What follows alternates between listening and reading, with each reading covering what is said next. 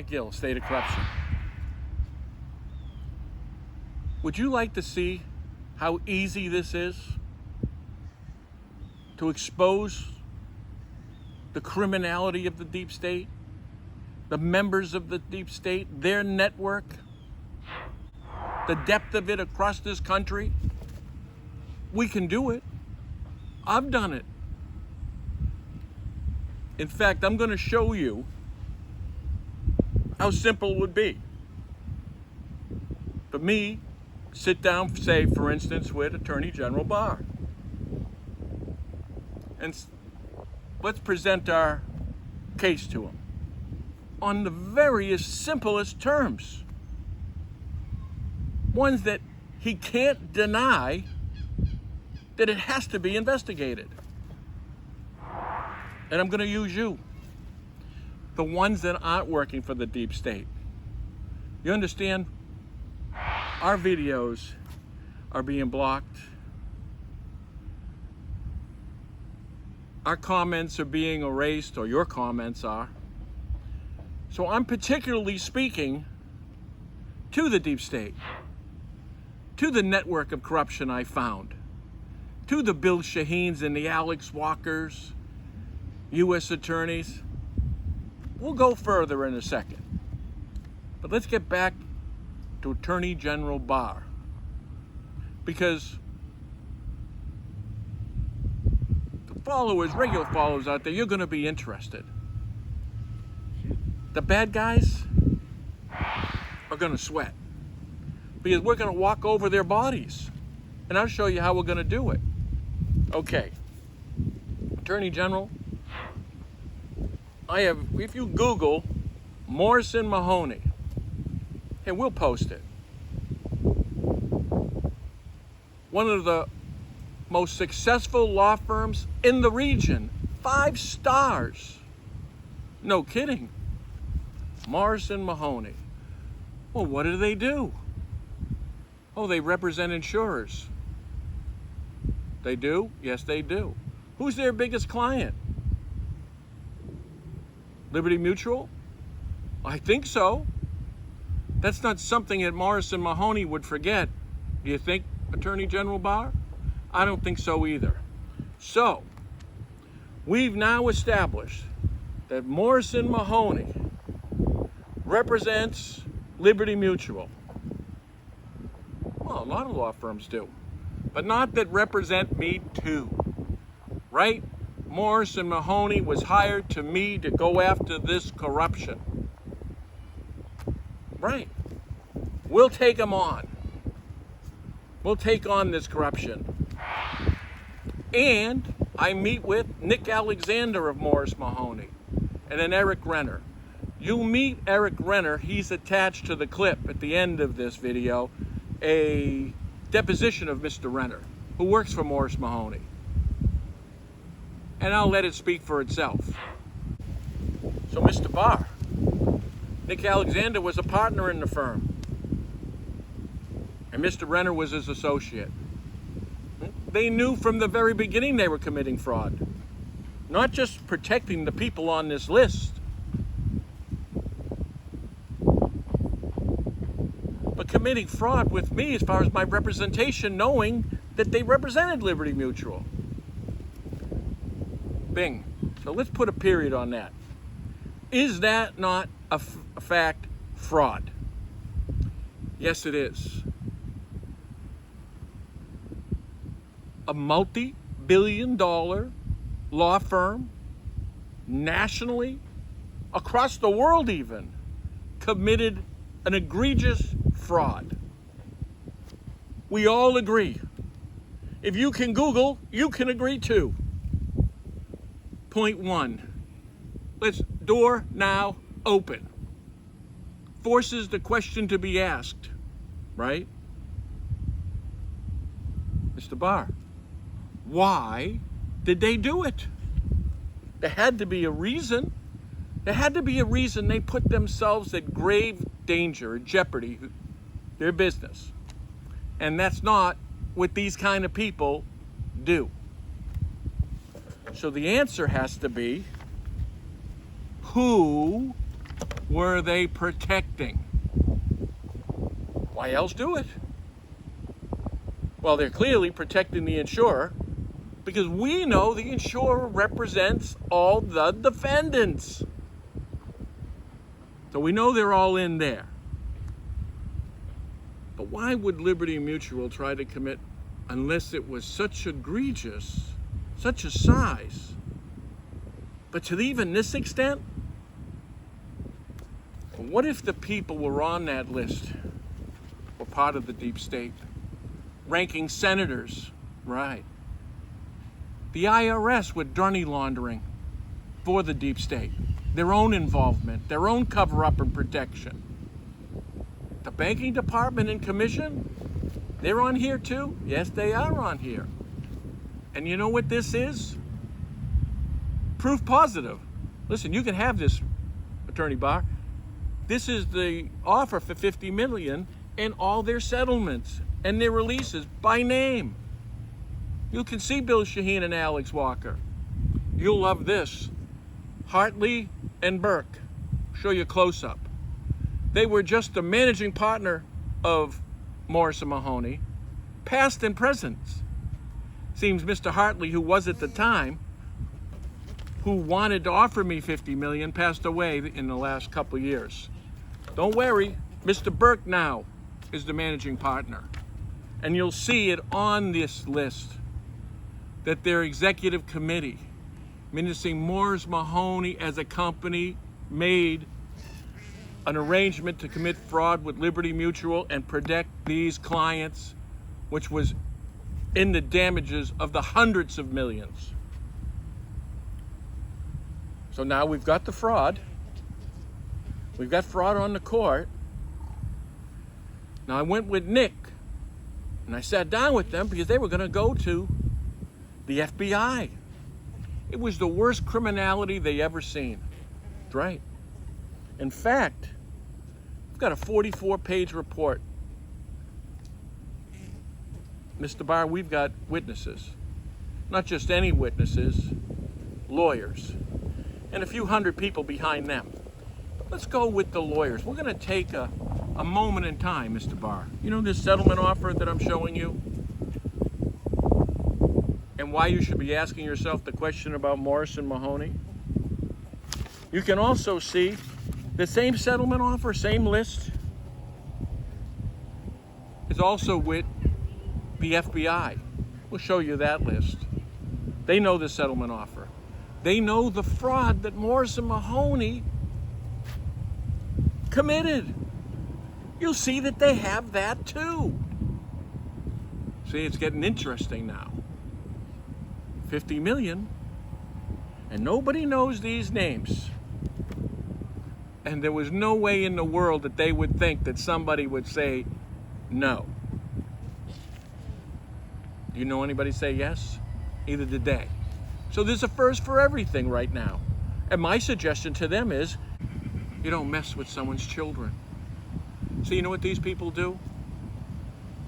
The minute I looked like I was a problem, because I started seeing them, they started seeing me, seeing them. So here's the question they ask themselves. What does he love? Who does he love? And that's who they attack. So this isn't a popular job. Okay, let's go back to Mr. Barr. Wake up, all right? We got business to do. We got to put them in jail. Now, we've established a fraud? Yes, we have. Okay? Now, I've just given you the list of names. These are the people they committed fraud for.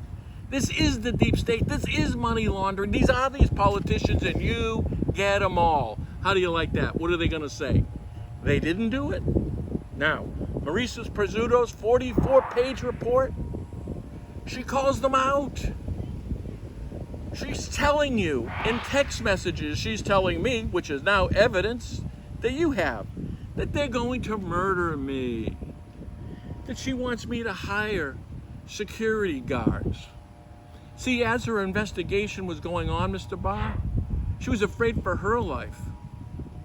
But even my life, even more. And you'll see these repeated texts.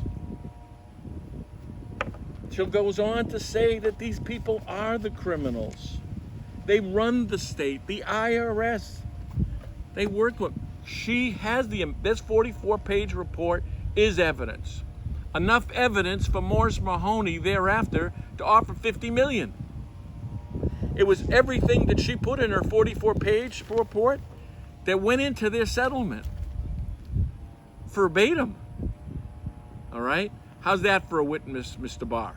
We're not done. You're going to hear a little voice recording.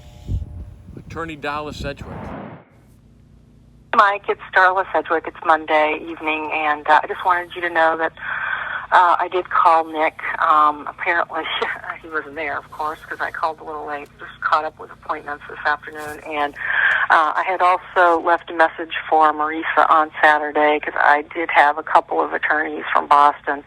One that was recommended by the insurance company. One was my own lead that I had from a friend in New Hampshire. So I just was wanting to maybe just run by them if they felt comfortable with that. That's all. Just kind of trying to figure out the next step with everything that's happened. That's all. Just very confusing. So anyway, you can feel free to give me a call if you'd like. If not, that's fine. I just wanted to let you know that I had called since I indicated to you that I would. Thank you. Bye-bye. Yeah, she was hiding in Oklahoma. She was one of my lawyers that wanted to come forwards. They found out she wanted to come forwards. Walker, Shaheen. She went into hiding in Oklahoma. You'll see texts where she's hiding in parking lots afraid to be murdered. Marisa's a lawyer. Darla's a lawyer. She's afraid to getting murdered. She's afraid to getting murdered. Well, let me show you Ted Little, who was also my attorney at the time, who was working with them and still was afraid to getting murdered. In fact, you'll see a text that he sends to me. He wants to give me evidence. But he wants money, so he puts his kids on an airplane so they won't murder his children. Now, it's in text.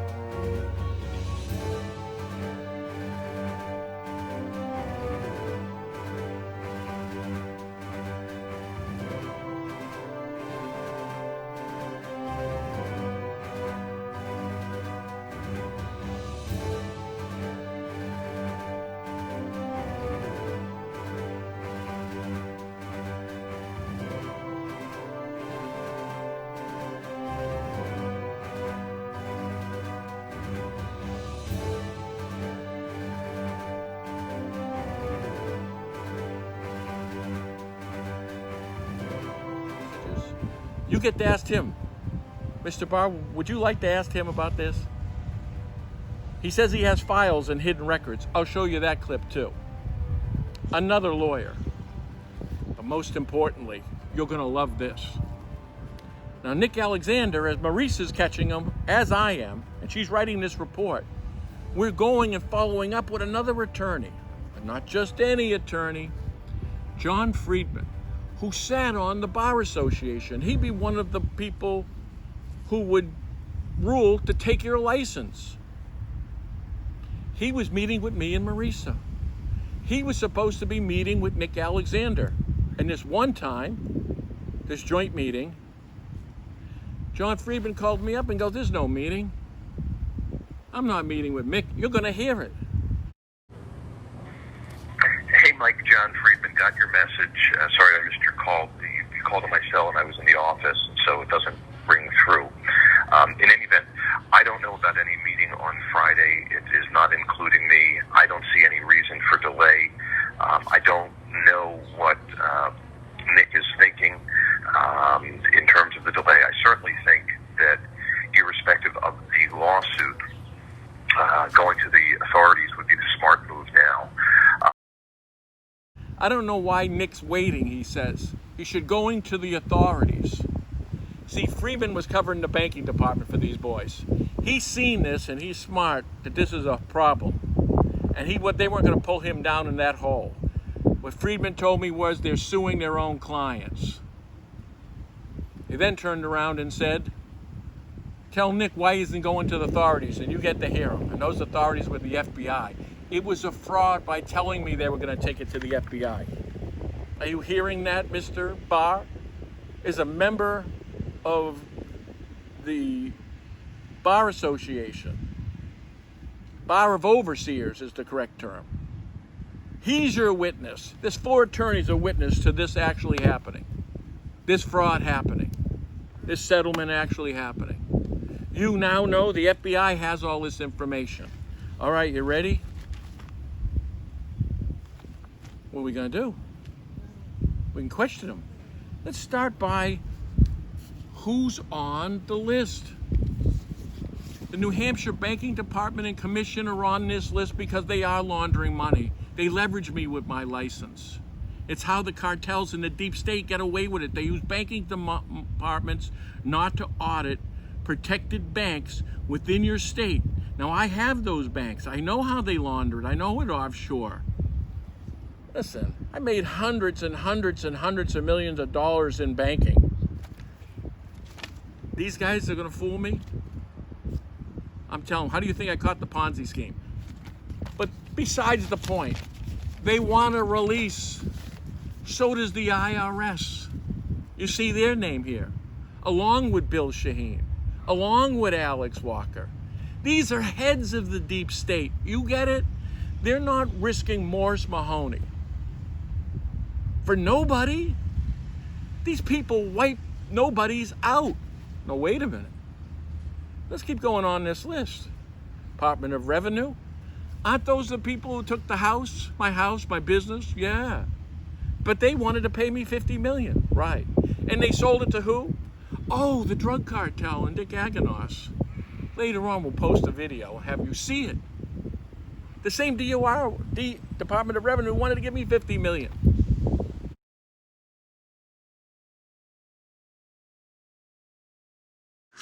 Sir, are you an attorney for the state? Are you doing the auction? Or, I'm sorry. I am representing the state, yes. Okay. What's your name again? My name is Philip Bradley. Philip Bradley. All right. Thank you, Mr. Bradley. Well, where this is not a public area, so this is a private area that we own. This is a private property that's owned by the mortgage specialists. we're going to carry out with the court orders. We're going to carry out with the court orders. You know, we're going to have a bid. We're going to put them aside for a little while, then we're going to leave. Okay? All right, just so you know, Bill, Is there anybody related here documents. who's bidding? Anybody else? Your name, sir? Dick Aganos. Spell your last name, please. A-N-A-G-N-O-S-T.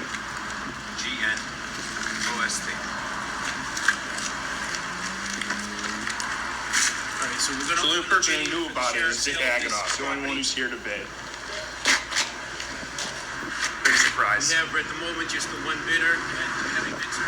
Yes, I do, $250,000. $250,000 is your bid.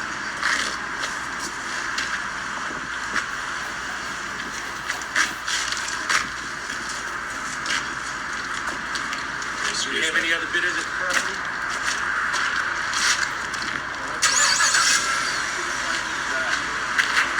Supposedly. Gas station. So, what a surprise. The only person to show up is fucking Dick Aganos. Squad of fuckers. This is a joke. This is an absolute joke. Are you getting this list? This is the deep state. This is the way in. These are the people. There is no explanation. Do you represent Liberty Mutual? Yes, I do. Did you offer Gil $50 million? Well, it's in writing and signed. Yeah, we did. Okay. Who are these people on this? Did they have you do this? Who forced you to admit corruption? And you boys and girls, Mr. BARR, we are ass deep into the deep state. But I'm going to put the cherry on top. Because when I said no, phase 2, 44 pages of Marisa, the events that I'm telling you, which happened in a matter of days with all these witnesses, this is what we could call the axiom, the middle. From here, it got crazy. Right, all the extortion, all this, because then the FBI took over and covered it up, extorted witnesses.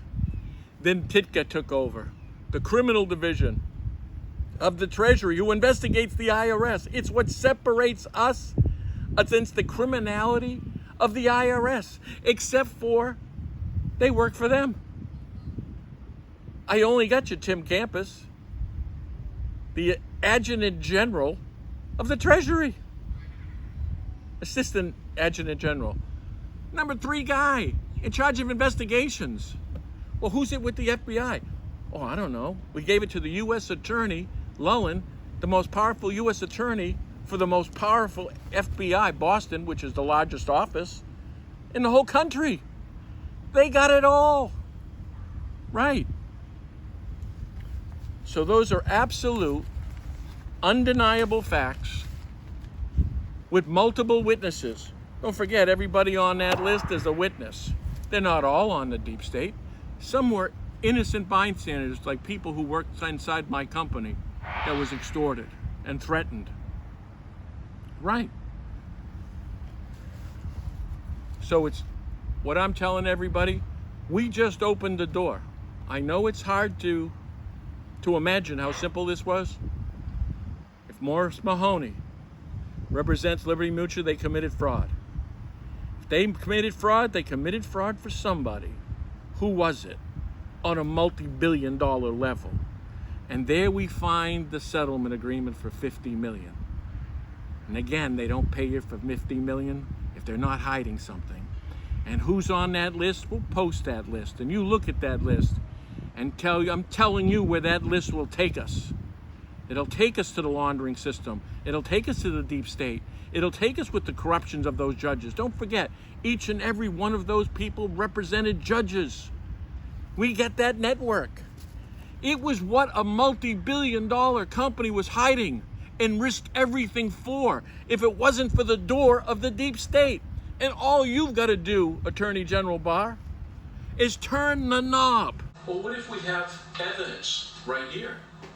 Not just evidence, absolute evidence. You know, an admission of guilt. Let's go over shortly who's on it, all right? But let's start by saying the representative of the corrupt was Bob Curley from Curley and Curley. He's representing Morrison Mahoney. And Morrison Mahoney was representing all the other law firms, the AG's office, the banking department, the IRS, Divine, all of those. Steve Tober, he's on the list. Maybe remind you that I told you that he was corrupt. He was my wife's attorney. He was the one getting him through statutes of limitation. He wants a release. Jim 10, my divorce attorney from 10 and 10, right? New Hampshire Bar president, right? He wants a release. Dave Dupree. He was my lawyer too, from McLean Law Firm. Remember I told you how corrupt McLean is and in control? Well, they want a release. Well, no. Tim Coughlin, another divorce attorney. Now, what is it with all these that they want a release from all criminal wrongdoing? Well, let's see how. Matt Kozel. The ex's attorney, Ronald Wise. She was her attorney too. Remember I told you they destroyed the records? Well, there they are. What would they want to release from if they didn't destroy the mental health records? Alex Walker, the guy suing me, who I said tried to murder me. Well, he wanted a release. He was the president of Divine Millimat. Dallas Sedgwick, another one of my attorneys, who went and told me what was going on and is in hiding in Oklahoma. She wants a release. Remember, I want you to remember the words of Steve Gordon. Preposterous. Well, let's go on. Jonathan Ross. Maybe you remember the UB, the jury. These are the same times that Judge McHugh kicked the whole thing out. Asked the jurors to leave because I was kicking his ass. Right. And now they're trying to take my house off a 1 month's bill, right, on criminality. Well, Jonathan Ross wants a release. Henry Hyder, another attorney that I told you Walker extorted, he wants a release. Maria Pursuto, the same woman who's so worried about her life, who called the state of New Hampshire and the officials of New Hampshire evil. She needs a release. Bob Jutras, another one of my divorce attorneys, whose job was to get him through statutes of limitations. He wants a release. Listen, I'm not making all this up. This is signed, by the way, too. Let's keep going on. Maurice Gilbert worked for Divine Millimat, the DRA. Didn't I tell you he was corrupt? Go back to all my videos. Now, I remind you, too, we found this 2 weeks ago in one of our ex-attorneys' computer.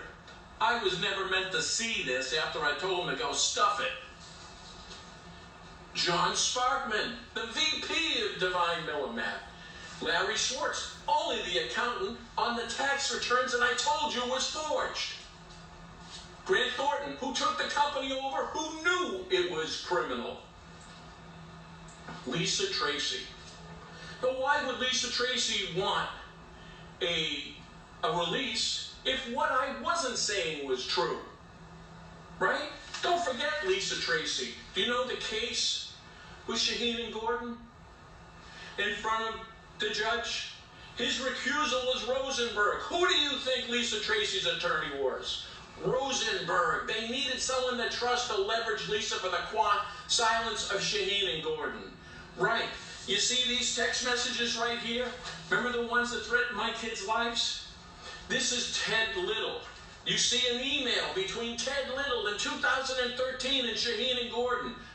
Nolan, trying to get the evidence that he said in the text that they destroyed.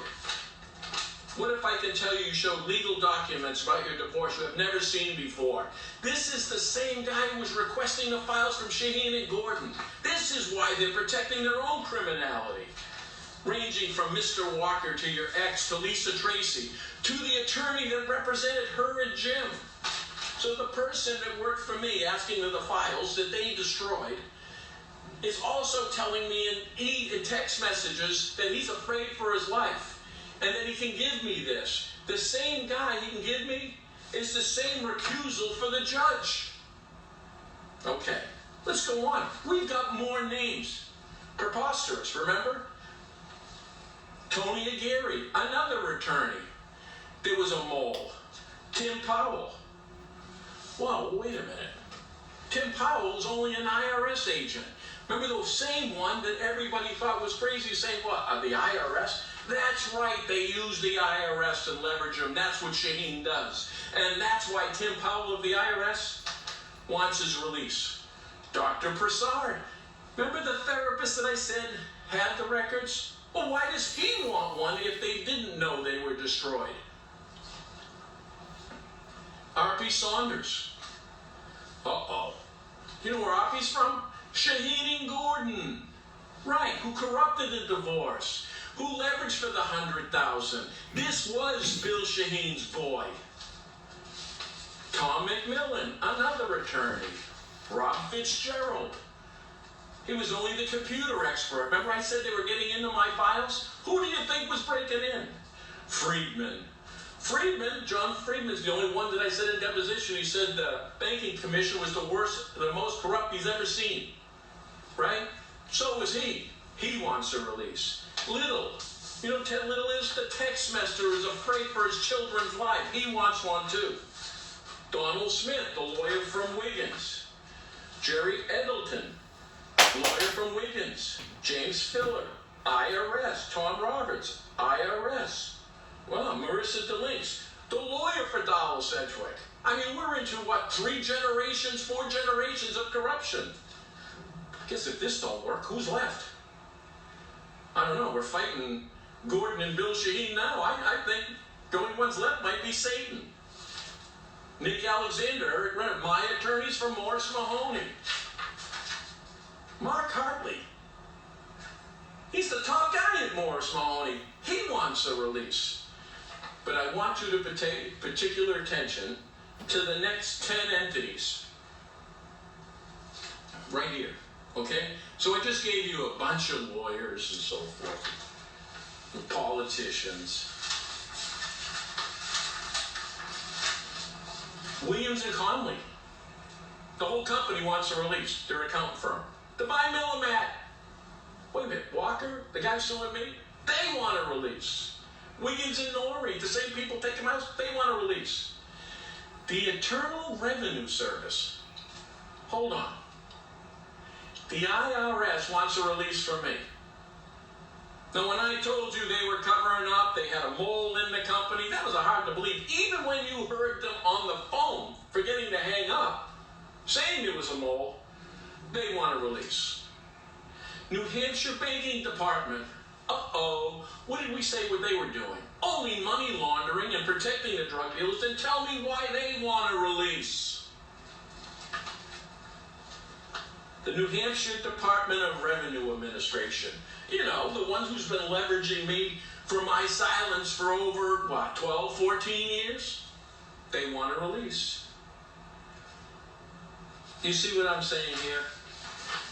Now I want you to notice this one last name that I've been saving for you. And that is Bill Shaheen. Bill, you want a release. You and RP. And that goes to 2013. So it isn't all that long ago. Right? Here you are here, Bill. William Shaheen wants a release in 13. July of 13. All right? So here you go. So boys and girls, I want you to see this too. Ready? This is signed by them. Here is the disclosure that they wanted me to sign and you didn't see me to sign because I didn't sell you out. You see the people on that name, on that page? That should tell you the level of the risk that we have in this state. That is a signed confession. They just couldn't imagine someone would say, stuff 50 million. Well, here's the evidence. And they signed it, boys and girls. We found it in one of the attorney's computers. There's no doubt. And there's no doubt that Shaheen and Gordon are trying to cover this up. That was in 13. I've been fighting these guys for over 10 years. We are right in our sights. We have them exposed. I am telling you there's a cross current going on in this state right now that we have got to stand up and fight together. I'd like to submit this as evidence. This has just happened to be called a narrative or chronology, which was number 1. This is a narrative that Miss Prosciutto, when I tagged that first. Yeah. It was supplied to you directly. So, did you write the complaints yourself? I physically typed it onto a computer based on information provided by you, Mr. Jutras, Ms. Pizzuto, Mr. Hyder, and perhaps other of your attorneys. So you didn't write it, you typed it. Is that your testimony? Yes. So you're a typist. I would not call myself a typist. Well, did anyone else type it? Physically type it? No, not to my knowledge. So you were the one that typed it. So in putting all this together, did you have any help in putting it together, or did someone, for instance, like Nick, review it thereafter? Yes, Nick reviewed it afterwards. So you could say you were the author of the complaint. I was an author of the complaint. Who was the other author? I mean, you're gonna have to define what you mean by authoring. I physically typed the words into the complaint itself. Yes, I physically typed it based on discussions and reviews of documents. Were you my attorney? Yes, So you were representing me. I was. And you were the one who gathered this information to be factual and use this narrative to put it in this complaint. Are you not representing that complaint as your efforts and work in the investigation of this, and as representing me as my attorney and not just a typist? Objection. My testimony is that yes, as your attorney, I prepared the complaint. My point is, I was not the only attorney or individual who had input into the allegations contained in the complaint. You're asking this gentleman to read into the record 10 pages of an exhibit you've already marked to this deposition. Is that correct? Yes. Okay. You understand that there are time limits to your ability to examine this witness, and you want him to spend the time necessary to read 10 pages into the record. Yes. Okay. I object to the representations that have been made about the authorship with Exhibit 8. She's been brought in as a witness or put in as an affidavit, but we have established her as someone we use for input. And I also say, and want this on the record, that it mirrors almost exactly the complaint that Mr. Renner authored. So, What errors? Objection. Ms. Pizzuto's narrative and chronology of what went on. Objection. If you want this witness to read 10 pages, we'll allow him to do so. Morrison Mahoney as Malpractice counsel. Backstory. The initial introduction to Nick Alexander Slowly. came through Rob Fitzgerald of the Lorenzi Group, parens, originally hired in the divorce case to be an expert witness with regard to computer hard drives, close parens, in the summer of 2011. Rob F. had originally been hired by Jonathan Ross, parens, formerly of the now defunct Wigan and Norrie, close parens, as a computer expert to testify in my divorce. When Mike Gill eventually hired Bob Jutras, we were still engaging Rob's services. Rob and his company do a great deal of work with the New Hampshire legal community as legal experts with regard to computer forensics. In July 2011, Rob F. had a strange reaction to attorney Bob Jutras as new divorce counsel and attorney Marisa Pizzuto, who Bob hired to help with my case as to the children's issues. With Bob only having been in the case for approximately 2 to 3 weeks and digesting the previous 4 years of litigation from nearly 35 bankers' boxes, parens, disheveled and completely unorganized files of all previous divorce counsel in the case, close parens, Rob F. literally went over the top, wild yelling at Bob that he wasn't serving his client because he was not addressing the evident unethical and sleazy behavior of opposing counsel in the case. Of course, this would seem to be the right thing to be saying if one was highly concerned for Mike Gill. Rob F. proceeded to accuse Attorney Jutras of failing to have opposing counsel arrested because his client had been in contempt of an order in the case. That is where Rob lost credibility, since he was so outraged about something that didn't make sense. He kept saying he had seen this done many times before, and that Attorney Jutras was committing malpractice not to have opposing counsel arrested. This was so ridiculous and distracting to the case that Marisa Pizzuto sat Mike Gill down and respectfully requested that he speak to Rob and inform him that he really didn't have proper understanding of the procedures in such a case, and that having opposing counsel arrested for their client's alleged contempt actions was actually not possible. Shortly thereafter, Rob F. calmed down and offered instead to help in connecting with a good Boston malpractice firm. He raved about Nick Alexander at Morrison Mahoney and how he had witnessed him do these kinds of malpractice cases before, and that he thought Nick was great.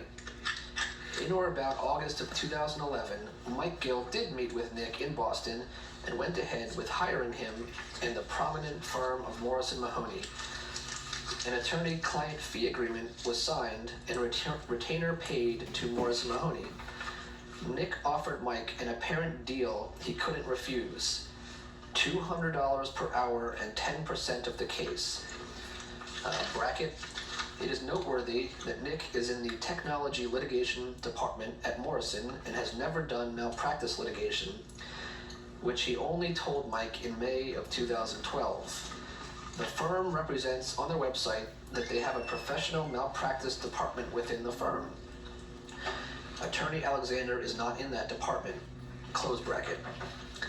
Wiggin and Norrie and Jonathan Ross, Mike's previous divorce attorneys, were suing Mike for $100,000, and that opened the door for the first of the malpractice suits, and this was the starting point for Nick and Eric in or about September 2011. What Bob and Marisa did not know is that simultaneously Rob F. was steering Mike to another divorce attorney. However, Mike declined to interview the divorce attorney. Rob called Mike to encourage him to reconsider this Boston divorce attorney who was willing to only charge $200 per hour. Mike declined as he was satisfied that Attorney Jutras was honest and had begun the work in the proper way. Thereafter, Rob F. seemed to perform as you would expect an expert witness to perform his services, and he and Bob seemed to get along fine. No issues were ever raised by Rob F. again. This was another professional in my case and paid by me, but not working in my interest. Bracket.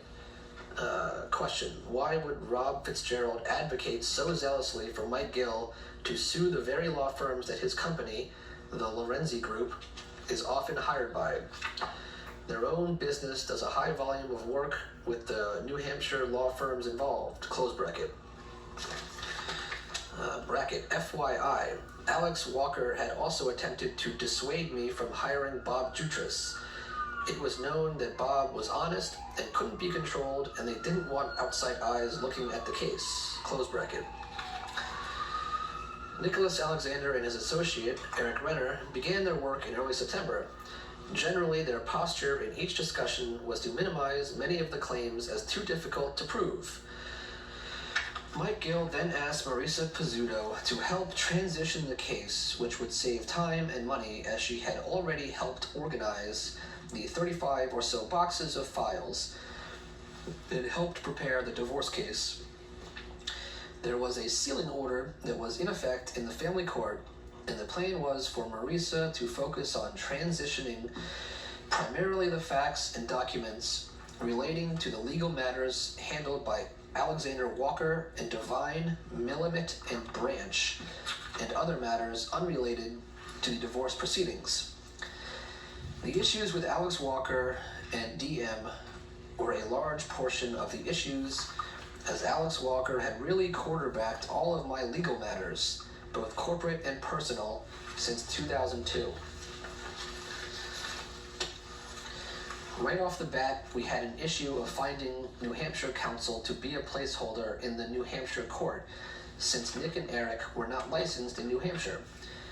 Morrison Mahoney employs literally hundreds of attorneys, and not one of them could represent Mike in the New Hampshire courts.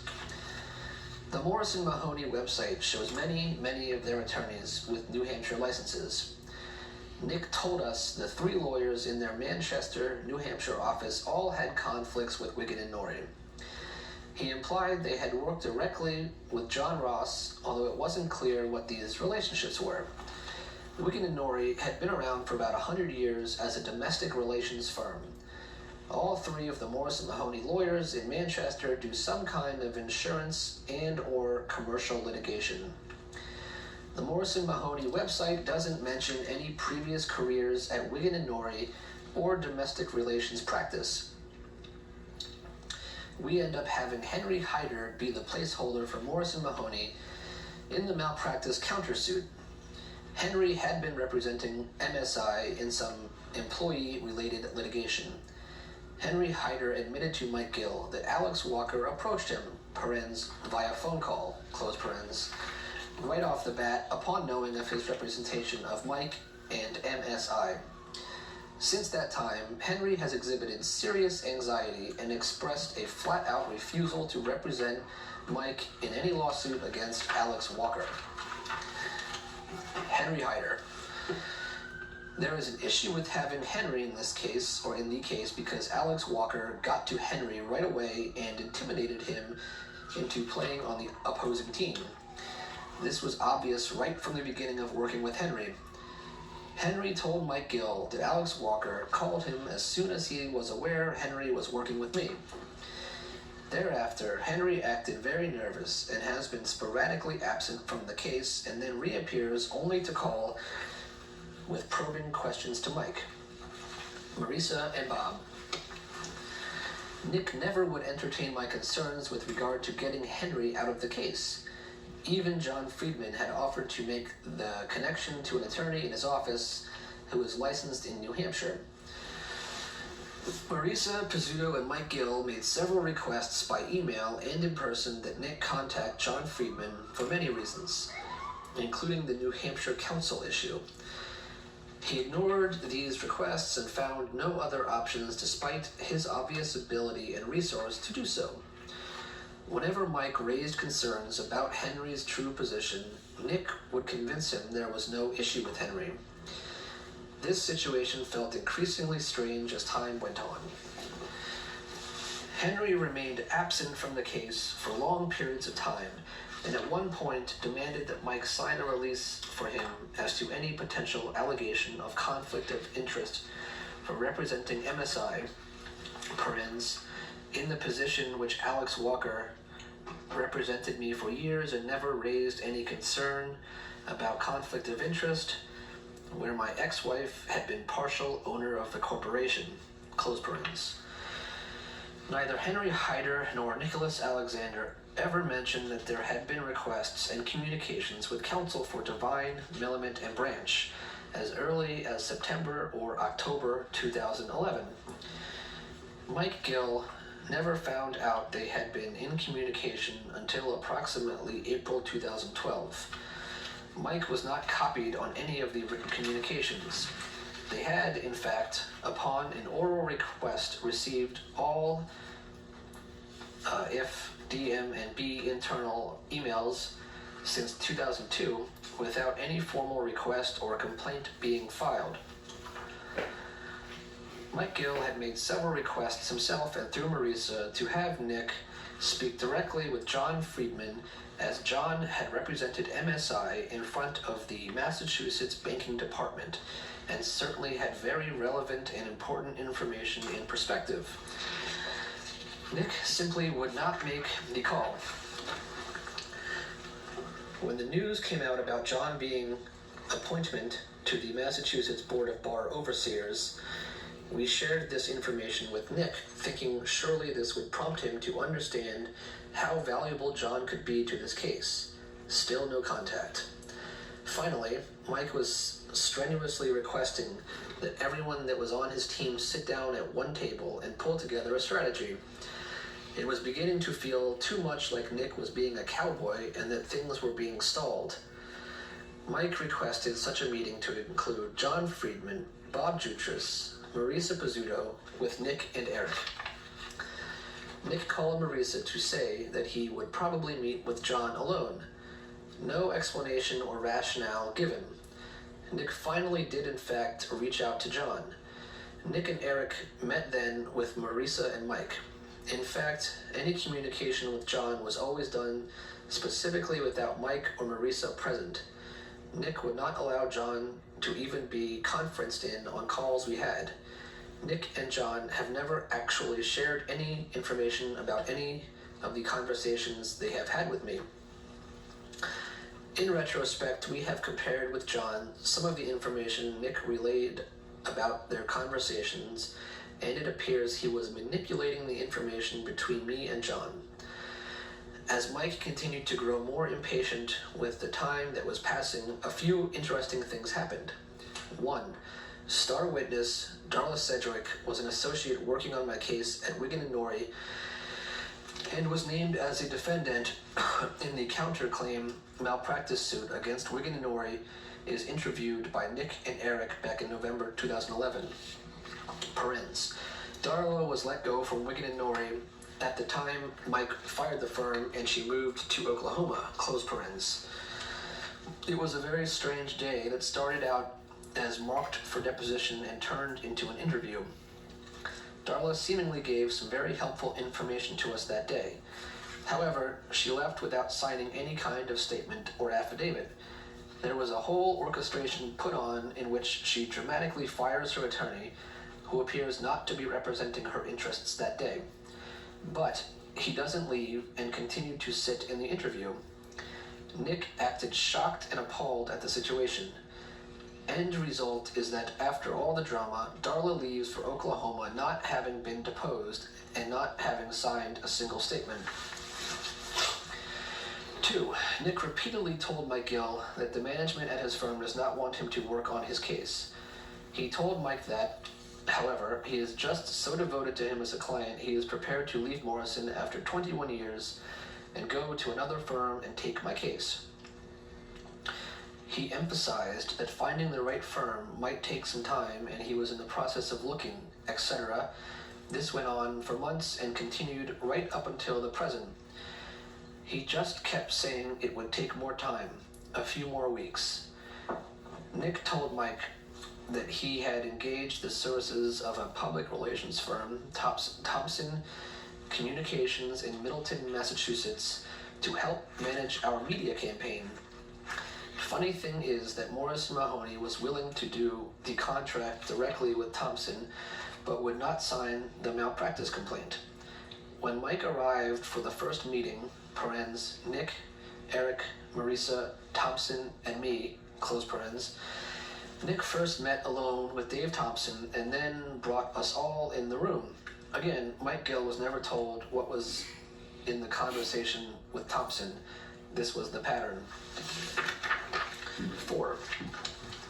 After this meeting, Marisa received a call from Nick in which he literally yelled at her about our inability to sue the NHBD because MSI had been in violation of some regulations in 2008, and that John Friedman told him about these violations and that this would prevent us going after the banking department.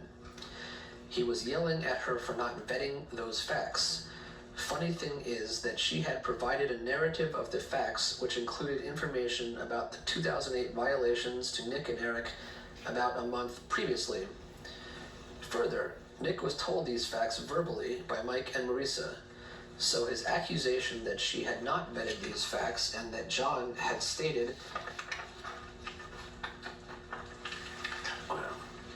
that we could not go after the NHBD was very odd and was an attempt to intimidate her. Nick was further telling Marisa that she shouldn't believe everything Mike is saying just because he is an intimidating salesman. 5. Marisa had found a NHBD consent order online earlier that same week, which proved that the star character in the Implode case, Brian Battersby, had been exonerated for NHBD violations a week or so after he testified in a deposition at Divine Millimet in the Implode case. Nick didn't react with enthusiasm to this finding, which is strange since it helped prove a motivation in Mike's case. 6. Nick had always said Mike would not get a fair trial in the state of New Hampshire, and we needed a federal judge, and the only remote chance was to get a RICO charge. Then Nick said that John specifically said not to sue the NHBD. John Friedman denied stating this to Nick. 7. Nick told Mike in approximately May 2012 that he is not actually a litigator, and we will now have to actually hire another lawyer to litigate the case. Mike fully believed he was hiring a litigator when I hired him and Eric from a prominent litigation firm. All of the sudden, at the beginning of May, Eric becomes frantic to draft the complaint against the 21 defendants due to their concerns about the running of some of the statutes of limitations. They were forcefully targeting the filing date as May 11. Despite Mike's repeated request, they flat out refused to include attorney Tara Schaff of Tober Law Offices.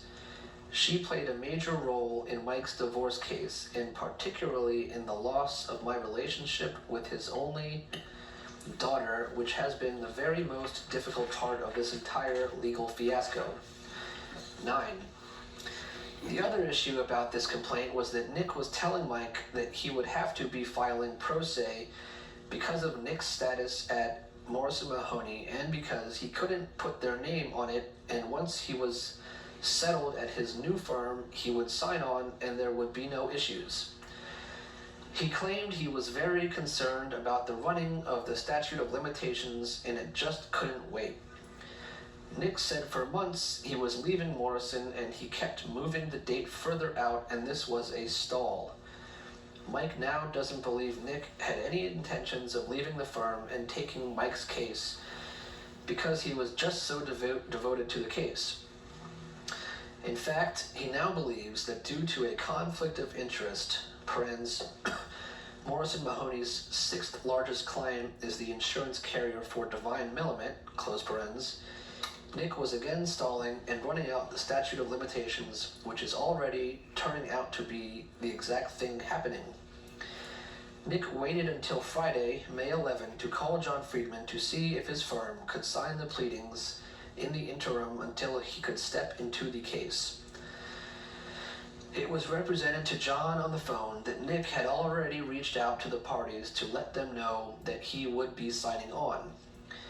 Nick never indicated to Mike that he had made any contact whatsoever with any of the parties. After Mike fired Nick and became angry about the pro se filing, Nick told Marisa that none of the parties had any knowledge of the complaint, not yet served, and that organizing a settlement meeting would be time consuming and he couldn't make it happen right away. Then he went on later to sign an affidavit for the family court in which he stated that he had told the parties in advance of his intention to sign on to the complaint after making Mike file pro se. 10. On May 10th, Eric forwarded a draft to Marisa and Mike. There was very apparently still a volume of work that was needed on this nearly 80-page document. Nick doesn't appear to have been supervising this drafting at all. Marisa took the initiative to set up a conference call to go over the document line by line to make sure the facts were correct, etc.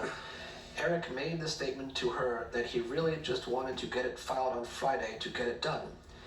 It was shocking that a firm of the caliber of Morrison Mahoney was willing to file a document in that condition and without review by the supervising attorney.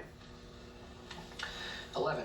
John Friedman was called the very day to sign the pleadings for documents he had never even read, and Morrison Mahoney knew the fraud that had been committed and didn't want their name on it. Although Mike didn't receive an invoice for legal fees with the name of the firm on it for $43,000. Since catching Nick, he has repeatedly called Marisa to see what she knew about why Mike was upset with Nick and Eric. They were particularly interested in whether Mike was having financial problems. The pleading was filed on May 14 in a very, very rushed fashion. Mike filed pro se, and Mike felt very uncomfortable about doing this, but felt intimidated that there may be statutes of limitations running, and filed the documents under duress. Okay. Mike Gill, State of Corruption.